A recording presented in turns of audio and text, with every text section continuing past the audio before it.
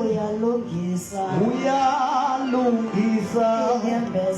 inyembezi zosuliwe usekalile uyalungisa inyembezi zosuliwe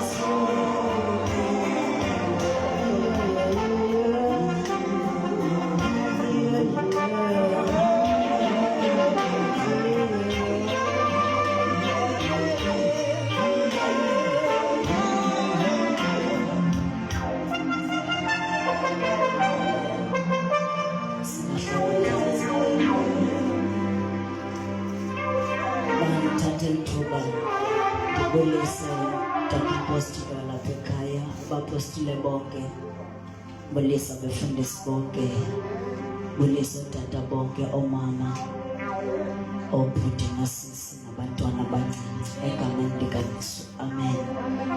Hallelujah. And forward ke nosisi wami apha umntakabeni nosisi Avuzwa nabo ndiyababulisa kakhulu, ndiyambulela uThixo ngabo egameni likaKristu Yesu. Abantu bazame ngezandla xa ndibona. Sizofumana izwi lenkosi kwincwadi yabaseKolose chapter 3. Ndiyazalwa kwadaniso okubalulekileyo ndisindisiwe ke lamamkela Yesu wayinceda impilo yam. Sicela nje ukuba sifundele ngenxa yexesha abathandekayo. Ndiyacina into yobana ndizokhawuleza imisuka phambi kwenu. Ncwadi yabaseKolose soqala kuvesi number 1 siphele nje kuvesi number 4 bese siyathandaza. Hallelujah. Ncwadi yabaseKolose chapter 3. Sofumana ilizwi lethu incwadi yabaseKolose ku-chapter 3. Isihloko ndaba sithi iziqhamo zokuvuka kunye noKristu. Iziqhamo zokuvuka kanye noKristu. Verse 1. Yes. Ukuba ngoko navuswa kunye noKristu, funani izinto zaphezulu apho akhona uKristu ehleli ngasekunene kukaThixo. Ukuba ngoko navuswa kanye naye uKristu Yesu, funani ke izinto zaphezulu apho ahleli khona ngasekunene koThixo uYise. Hallelujah. Yes. Verse 2. Yes. Nyamekelani izinto zaphezulu zingabi zezasemhlabeni. Nyamekelani izinto zaphezulu kungabi zezasemhlabeni. Hallelujah. Yes. Verse 3. Kuba nafayo baye ubomi benu bufihlakele ndawonye noKristu kuye uThixo. Kuba nafayo baye ubomi benu bufihlakele ndawonye noThixo. Sorry, ndawonye noKristu kuye uThixo. Cela uyiphinde lo verse, i-verse ndifuna sithandaze ngayo. Hallelujah. Kuba nafayo baye ubomi benu ufihlakele ndawonye noKristu kuye uThixo. Cela uzothandaza mntakabeni.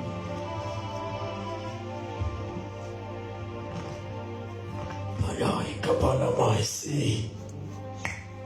Ebo Thixo namandla yabonungisa.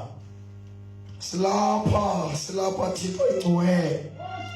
silapha Thixo engcwele phakama Thixo namandla phakama usiqine phakama lakai kapai rokali apali mai sikapai eli kapali malamai kapali sei kapali apai silimaya haliti akai limali mai kapali mai yamo lumisa yamo ungwale singene ngalo Thixo wethu singene ngalo Thixo wethu namandla thetha ngalo ingathi uyaqala thetha ngalo ingathi uyaqala thetha ngalo Thixo ingcwele thetha ngalo Thixo namandla thetha ngalo nakumkhonzi kapalama rakapasalaka ramalakapalapa. Thank you, Jesus. Siyabulela moya oyingcwele. We thank you, Master Jesus. Thank you, Jesus.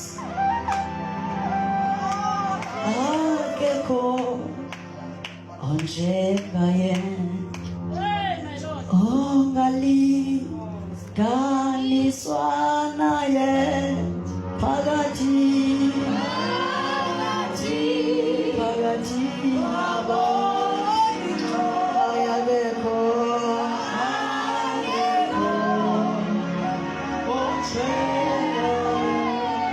Hallelujah.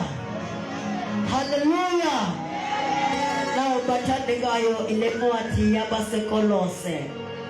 Ncwadi yabasekolosa ibhalwa noba yabhalwa ngumpostoli Pawulos.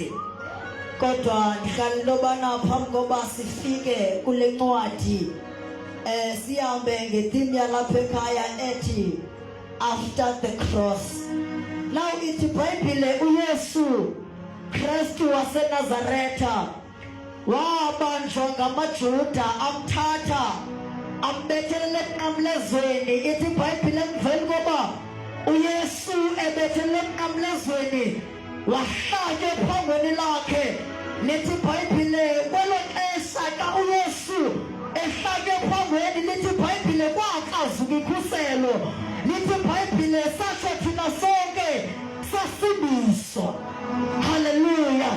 Emveni koba uYesu ebethelwe emnqamlezweni kwavela indoda egama linguJoseph, ngoba lithi iBhayibhile uYesu wawunikela umoya wakhe. Emveni koba uYesu ewunikela umoya wakhe lithi iBhayibhile wabe sesifa. Nakuvela uJoseph lithi iBhayibhile wathatha umzimba kaYesu wabe seyawungcwaba. Lithi iBhayibhile uYesu wahlala for 3 days emathunjini omhlaba. Emveni kwe-3 days lithi iBhayibhile uYesu wavuka. Uma ngabe vuka uYesu lithi iBhayibhile wasibonakalisa phakathi kwabafundi bakhe iintsuku eziyi-40.